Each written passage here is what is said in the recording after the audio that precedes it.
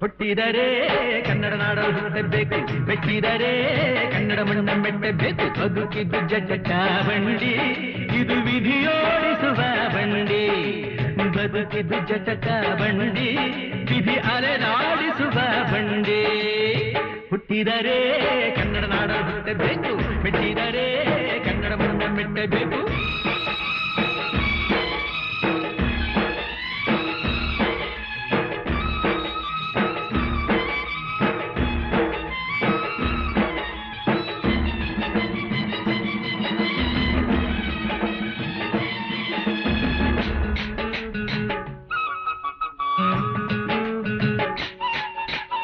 ಕಾಶಿಲಿ ಸ್ನಾನ ಮಾಡು, ಕಾಶ್ಮೀರ ಸುತ್ತಿ ನೋಡು, ಜೋಗದ ಗುಂಡಿ ಬಳೆಯ ನಾನೆಂದು ಕೂಗಿ ಹಾಡು.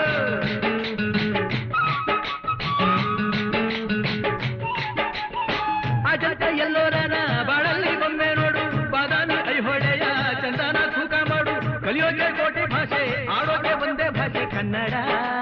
ಕನ್ನಡ ಕಸ್ತೂರಿ ಕನ್ನಡ.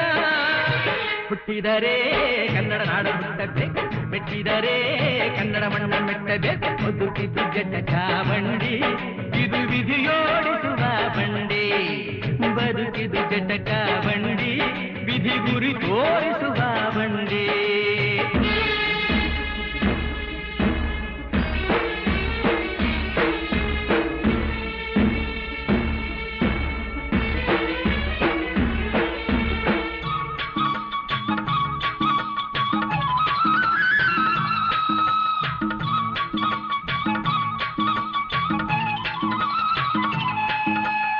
ಧ್ಯಾನಕ್ಕೆ ಭೂಮಿ ಇದು, ಪ್ರೇಮಕ್ಕೆ ಸ್ವರ್ಗ ಇದು, ಸ್ನೇಹಕ್ಕೆ ಶಾಲೆ ಇದು, ಜ್ಞಾನಕ್ಕೆ ಪೀಠ ಇದು.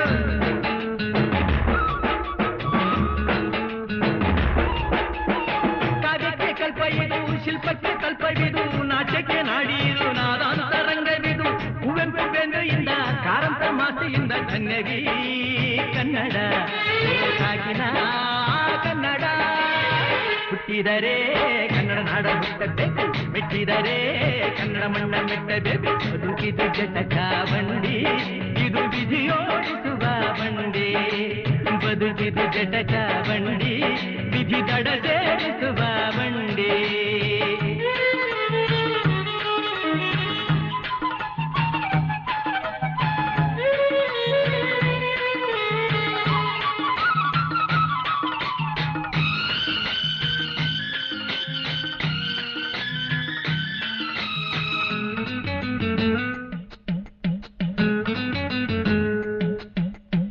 ಬಲಿರದನ್ನು ಹತ್ತಿ ನೂರಾರು ಊರು ಸುತ್ತಿ, ಏನೇನೋ ಕಂಡ ಮೇಲು ನಮ್ಮೂರೇ ನಮಗೆ ಮೇಲು.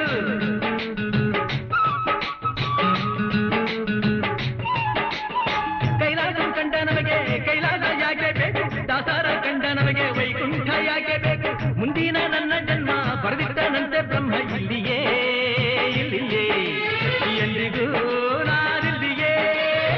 ಹುಟ್ಟಿದರೆ ಕನ್ನಡ ನಾಡಲು ಹುಟ್ಟಬೇಕು, ಮೆಟ್ಟಿದರೆ ಕನ್ನಡ ಮಣ್ಣ ಮೆಟ್ಟಬೇಕು. ಬದುಕಿದ್ದು ಜಟಕ ಬಂಡಿ, ಇದು ವಿಧಿಯೋಡಿಸುವ ಬಂಡಿ. ಬದುಕಿದ್ದು ಜಟಕ ಬಂಡಿ, ವಿಧಿ ದಡ ಸೇರಿಸುವ ಬಂಡಿ. ಬದುಕಿದ್ದು ಜಟಕ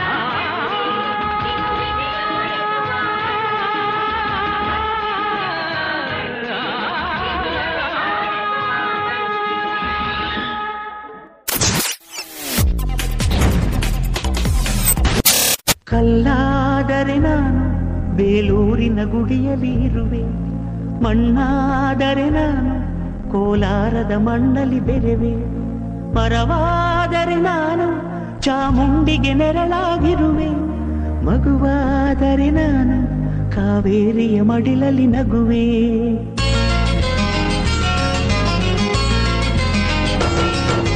ಕಲ್ಲಾದರೆ ನಾನು ಬೇಲೂರಿನ ಗುಡಿಯಲ್ಲಿ ಇರುವೆ, ಮಣ್ಣಾದರೆ ನಾನು ಕೋಲಾರದ ಮಣ್ಣಲ್ಲಿ ಬೆರೆವೆ. ಮರವಾದರೆ ನಾನು ಚಾಮುಂಡಿಗೆ ನೆರಳಾಗಿರುವೆ, ಮಗುವಾದರೆ ನಾನು ಕಾವೇರಿಯ ಮಡಿಲಲ್ಲಿ ನಗುವೆ. ಅವರಿಗೆ ಇಂದು ಕೀರ್ತಿಯ ತಂದ ಮುದು ಮುದು ತಂದ ಕನ್ನಡದ ತಂದ ಅವರಿಗೆ ಇಂದು ಕೀರ್ತಿಯ ತಂದ. ಕಲ್ಲಾದರೆ ನಾನು ಬೇಲೂರಿನ ಗುಡಿಯಲ್ಲಿ ಇರುವೆ, ಮಣ್ಣಾದರೆ ನಾನು ಕೋಲಾರದ ಮಣ್ಣಲ್ಲಿ ಬೆರೆವೆ.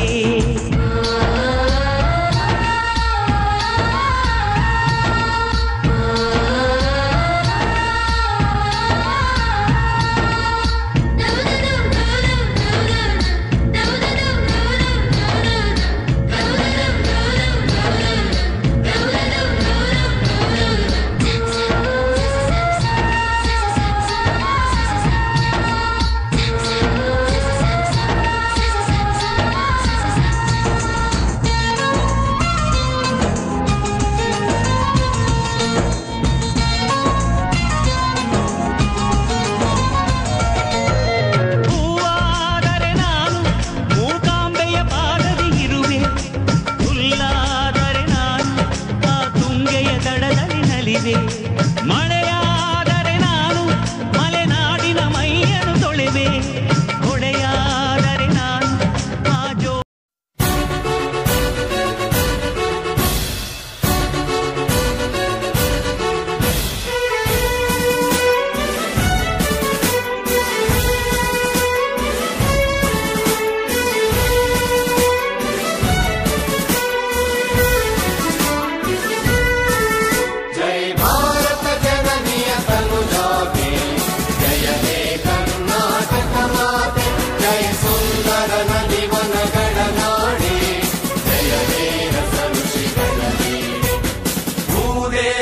ಮಕುಟದ ನವಮಣಿಯೇ ಗಂಧದ ಚಂದದ ಹೊನ್ನಿನ ಗಣಿ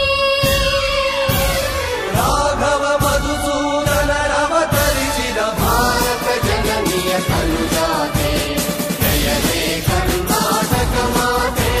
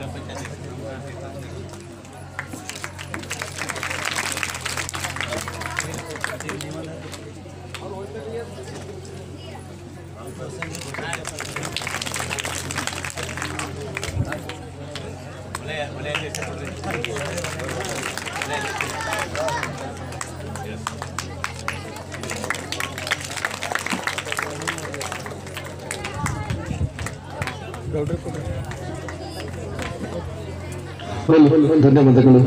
ಜ್ಞಾನದ ಬಲದಿಂದ ಸಮ್ಮೇಳನದ ಸುರೇಶ್ ಚನ್ನಶೆಟ್ಟಿ ಅವರಿಗೆ ಇದು ಏನು ಕೇಳಿದಾಗ ಇದರ ಶ್ರೇಯಸ್ ಸಲ್ತನ್ನತಕ್ಕಂಥ ಮಾತನ್ನು ಈ ಸಂದರ್ಭದಲ್ಲಿ ಹೇಳ್ತಿದ್ದೇನೆ. ಭಾಳ ಚಿಕ್ಕವರು ನಮ್ಮ ಸುರೇಶ್ ಚನ್ನಶೆಟ್ಟಿ ಅವರು.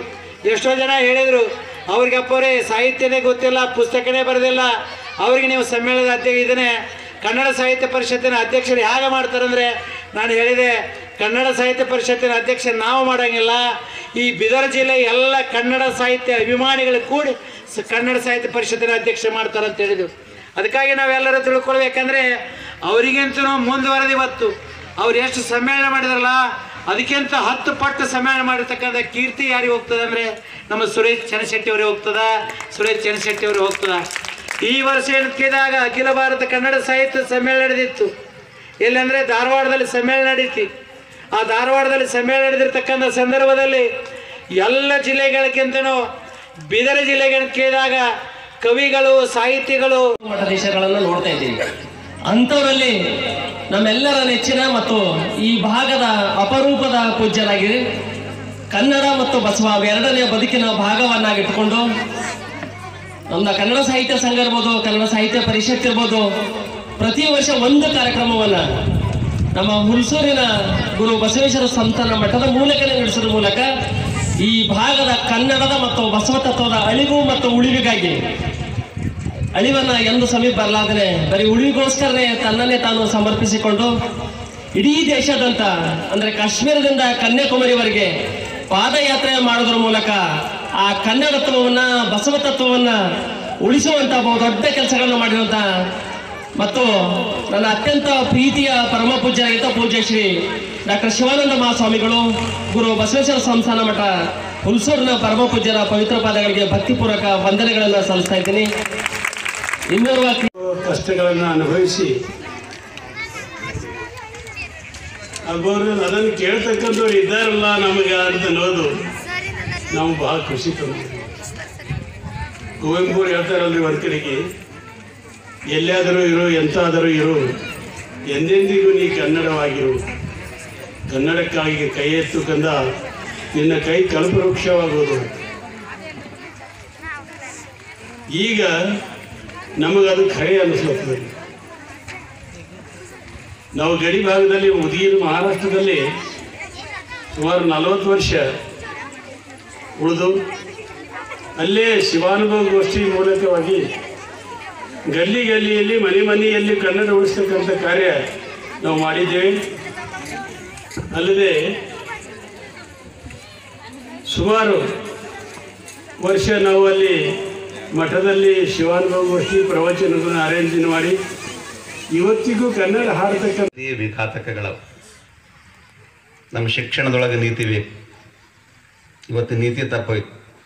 ಅರೆ ಸರ್ಕಾರ ಒಬ್ಬ ಶಿಕ್ಷಕನಿಗೆ ಒಂದು ದಿವಸಕ್ಕೆ 1,500,000 ರೂಪಾಯಿ ಕೊಡ್ಲತ್ತದ. ಎದರ ಸಲ ಕೊಡ್ಲತ್ತದ? ಮಕ್ಕಳಿಗೆ ಕಲಿಸ್ಬೇಕಂತ. ನಾನು ಒಂದು ವೇಳೆ ಶಿಕ್ಷಣ ಮಂತ್ರಿ ಆದಂದ್ರೆ ಪೈಲ ಇವಾಗ ಇದ್ದೆಲ್ಲ ಕಟ್ ಮಾಡಕ್ಕೆ 30 ರೂಪಾಯಿ ತರ್ತೀನಿ. ಪಾಪ ಅಂದ್ರೆ ಯಾಕಿದೆ ಹೇಳತ್ತೀನಂದ್ರೆ, ನಾನು ಶಾಲೆ ನಡೆಸ್ಲತ್ತೀನಿ ರೀ, ಆ ವೇದನೆ ನನಗೆ ಅರ್ಥ ಅದ. ಪಾಪ ತಿಂಗಳಿಗೆ 6,000 ರೂಪಾಯಿ ಕೊಡ್ತೀನಿ. ಅವ್ರು ಎಷ್ಟು ಕಷ್ಟಪಡ್ತಾರ. ಒಬ್ಬೊಬ್ಬ ಮಕ್ಕಳಿಗೆ 94, 95, 96% ತನಕ ತೊರಳ ಗುರುಕುಲ ಆಶ್ರಮದಲ್ಲಿ ತಂದಾರ ಅವ್ರು. ಅದೇ ಶಾಲೆ ಡೊಣಗಾಪುರ ಶಾಲೆ ಗ್ರ್ಯಾಂಟ್ ಆಗ್ಯದ. ಅವಂದ್ರೆ ಏನು ನಮ್ಗೇನು ಸಂಬಂಧ ಇಲ್ಲ ಅಂದಂಗೆ ನಡ್ಕೊಳತ್ತ. ಅದಕ್ಕೆ ಮುಂದೆ ಗ್ರ್ಯಾಂಟ್ ತಗೊಳ್ಬೇಕಾ ಬಿಡಬೇಕನ್ನೋ ಪರಿಸ್ಥಿತಿ ನಮಗೆ ಬಂದಾಯ್ತು. ಆದರೂ ಕೂಡ ಒಂದು ದಬಾವನಲ್ಲಿ ನಡೆದದ. ಹೇಳುವ ತಾತ್ಪರ್ಯ, ಬದುಕಿನಲ್ಲಿ ನೀತಿ ಇರಬೇಕು, ಶಿಕ್ಷಣದಲ್ಲಿ ನೀತಿ ಇರಬೇಕು, ಶಾಸನದಲ್ಲಿ ಭೀತಿ ಇರಬೇಕು. ಶಾಸನದಲ್ಲಿ ಭೀತಿ ಇದ್ದರೆ ಇವತ್ತು ಅಪರಾಧ ಅನ್ನತಕ್ಕಂಥದ್ದು ಆಗೋದೇ ಇಲ್ಲ. ಇವತ್ತು ಸುಮ್ಮನೆ ಬರೀ ಭಾಷಣಗಳಾಗ್ಯಾವ. ಈ ಲೀಡರ್ಸ್ಗಳು ಬಂದು ಔಡಾಸೌಡ ಒದರಿ ಹೋಗೋದು. ಅವು ಏನು ಸೃಷ್ಟಿ ಮಾಡಿದ್ರು ಬರೀ ವರ್ಕರ್ಗಳು ಸೃಷ್ಟಿ ಮಾಡ್ಲತ್ತವ. ಕೂಲಿಕಾರ್ರಿ ಹಂಚಿ ಸಾಹೇಬ್ ಇವಲಲ್ಲೇ ಅಂತಂಬೋದು ಹೋಗಿ ರೋಡಿನ ಮೇಲೆ ನಿಂದ್ರ ಸಾಹೇಬನ ಸಲಕ್ಕೊಂದು ಸರ ಹಿಡ್ಕೊಂಡು. ಅರೆ ಹುಚ್ಚುಗಳೇ, ಮನೆಗೆ ಅವು ಬಿಮಾರಳ, ಅಪ್ಪ ಬಿಮಾರನ, ಆ 10 ರೂಪಾಯಿ ಆ ಹುಚ್ಚು ಲೀಡರ್ನ ಸಲಕ್ಕೆ ಸರ ಹಿಡ್ಕೊಂಡು ನಿಂದ್ರ ಬದ್ಲಿ ನಿಮ್ಮ ಅವ್ವಗ ಅಪ್ಪಗ ಔಷಧ ಗೋಲಿ ಕೊಟ್ಟಿದ್ರೆ ಜೀವನ ಸ್ವಾರ್ಥಕ್ಕಾಯ್ತು. ಓಟ್ ಹಾಕೋ ಸಲಕ್ಕೆ ಸಾಹೇಬ್ ಅಂದ್ರೆ ಅವಾಗ ಅದು ಹೋಗಿ ಬೆನ್ನ ಹತ್ತಿ ಸಂಸಾರ ಹಾಳು ಮಾಡಿಕೊಂಡು, ವ್ಯವಸ್ಥೆ ಹಾಳು ಮಾಡಿಕೊಂಡು, ಲೀಡರ್ ವ್ಯವಸ್ಥೆಯಲ್ಲಿ ಹಾಳಾದಂಥ ಬದುಕು ಸಾವಿರವ ಉದ್ಧಾರ ಆದೋ ಒಂದೆರಡೇ ಕಾಣಿಸ್ತಾವೆ. ಇದು ಪ್ರಾಕ್ಟಿಕಲ್.